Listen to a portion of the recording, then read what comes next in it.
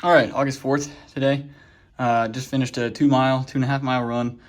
I did it at a faster pace. I did an 8-minute pace because I wanted to sweat a lot. But anyway, so I just got back here and it is 6:30, I guess, in the evening. And I'm about to do my some kind of rehab exercises for my shoulder that I hurt in softball. So I did a lot of stretches. And now what I'll do is I'll use this 3.5 pound bag of sand to kind of do some rotational exercises like this, and hopefully that'll kind of help the rehab process and just keep some flexibility and maybe a little bit of muscle mass. I don't know how that works really. I haven't done any research, so I should probably do some research. But I'll do things like this just with a light weight for the time being. Every evening, and yeah, that's what I'm up to. I'm about to have my salad. So it's been extremely busy at my 40-hour job, and it's been quite overwhelming, but I'll get into that maybe this weekend. All right, here it is the 5th of August 2020, and it's a Wednesday evening. It's about 6:45, and I'm making my salad here. There we go, got the salad. And let's see, I failed to meet the deadline for the Rice MBA program application deadline that didn't require a GMAT. So that's terrible news. And I've just been that's a horrible excuse. It's a horrible excuse to say I've been too busy. But I want to elaborate on this weekend. The too busy excuse.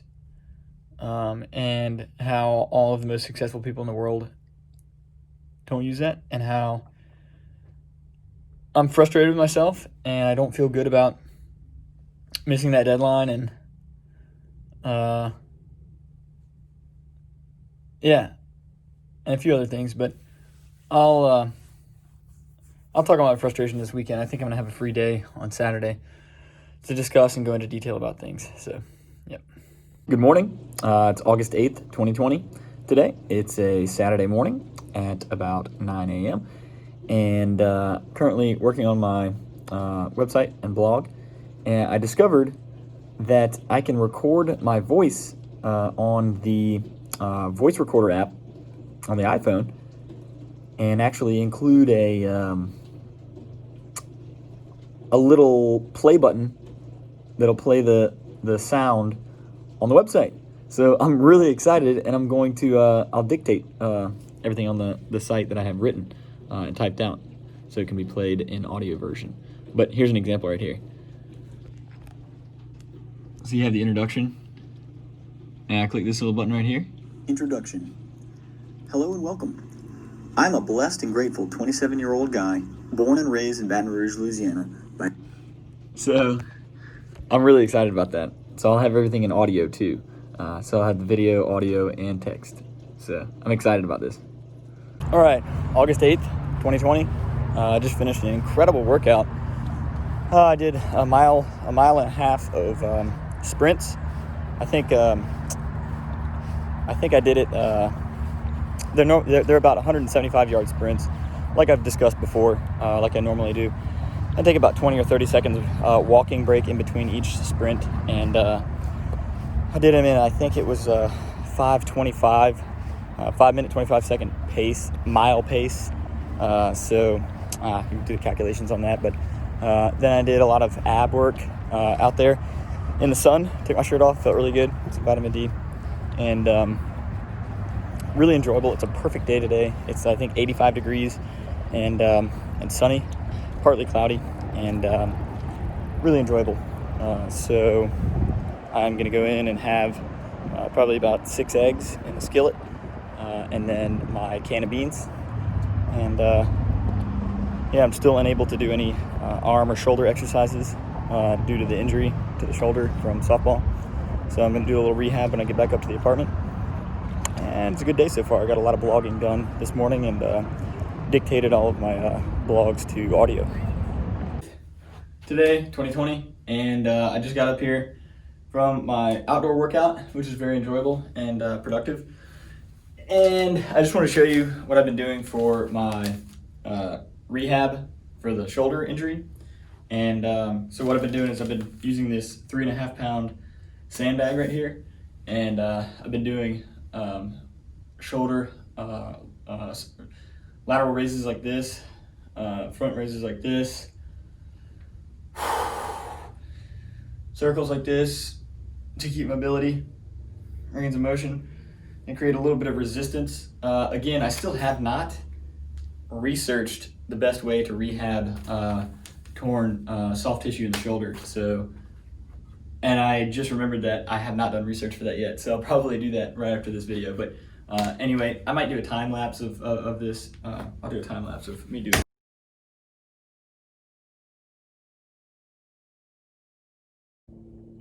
Hey, August 13th, 2020, and let's see, it's Thursday.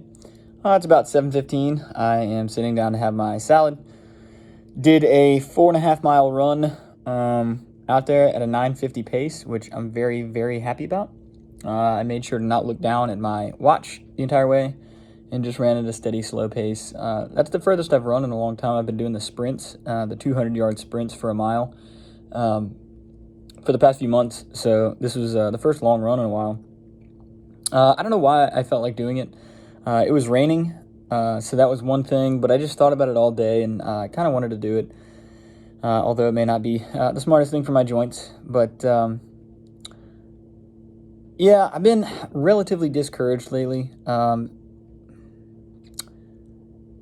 don't have much time for anything except for a workout, my salad, and some reading after work and before bed, which is 9:30.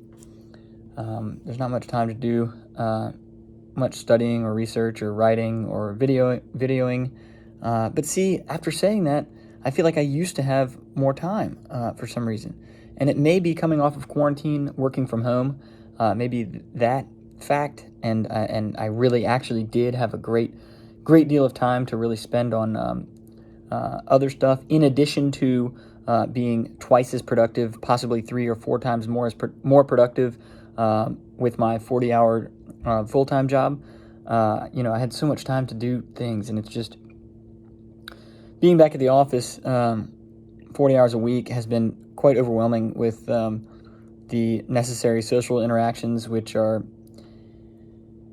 I don't think I think that they're positive as far as a long-term career at the company that I work at, for political reasons and for creating relationships within that company, but and then also for the getting better at the social interactions in a business setting and a work setting.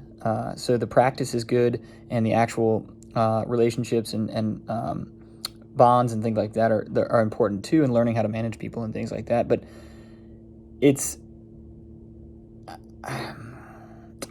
I didn't realize how much energy and effort it required to do those social interactions on top of the work that I have to do, for the actual construction job. And it's been a little bit overwhelming lately.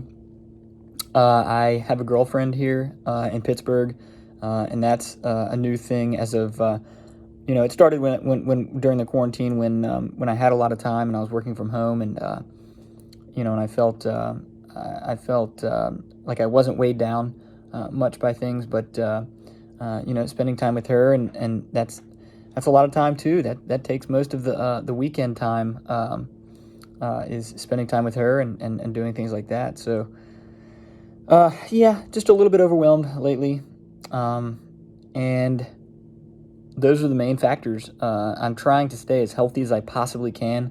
I find that that is by far that getting a lot of sleep, a lot of water, and a lot of vitamins. Those are the main factors in being able to cope with constant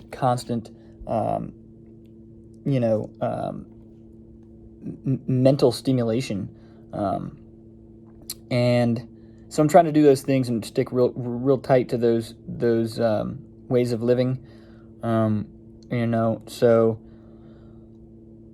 yeah, I just feel like I need a weekend or 3 or 5 just by myself, and really spending some time introspecting and writing and studying things. And I try to do it at lunch during the day at work, and then when I get back here, if I don't feel like reading, doing that. But for the most part, relatively overwhelmed recently. So that's how I'm feeling.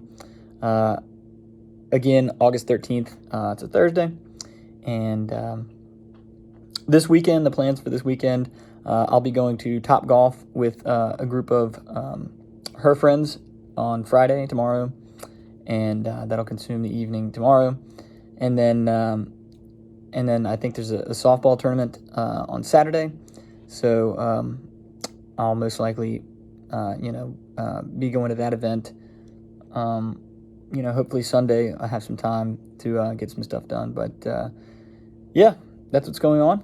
And keep you updated with my thoughts. Still August 13th. Just a little follow-up from that. I was watching that video that I did back. And I wanted to mention that one of the driving factors behind me feeling a little bit discouraged lately, one of the main three driving factors, there were already two before this last driving factor, but I think this one jumped the ladder to probably number 2 factor. But hurting my shoulder, it occurred a couple weeks ago, 2 weeks ago, and it was at a time when I was planning on starting more resistance training, and really looking forward to that as part of my just mental stability. And now, still unable to do that. I can't sleep on my right side still. It's still very painful. I think the soft tissue's still healing, possibly a hairline fracture in one of those small bones there in the shoulder. That was one of the things that has been discouraging lately. So just wanted to follow up. Hey, it's me here. It is, what would it be? It'd be the 19th, August 19th, 2020. And I am, it's a Wednesday. I made a construction project site visit today to see the client and the project job site in Ohio. And I'm currently doing my cooking. So I'm doing the cucumber right now, and then I have the tomato immediately following, and the red onion. And then I have the eggs ready to go. Ice bath right here. And then I have everything in the oven here. We got the fish on the bottom and the chicken on the top. And everything's nice and clean in the apartment. I have everything nice and clean here. Got the chess match. I just beat my brother really terribly, horribly bad. I'm gonna beat him. I just made this move right here. I brought the queen in here. Wait. No. I brought the castle over here for his pawn. So I just did that last. And then, I don't know if you can see that. And then, I haven't checked his next move. I'm anticipating either this or something, the king over here. I don't know. But he's crushed. So, that's exciting. I moved Benedict, the fish, over here from right here, where the toothpick is.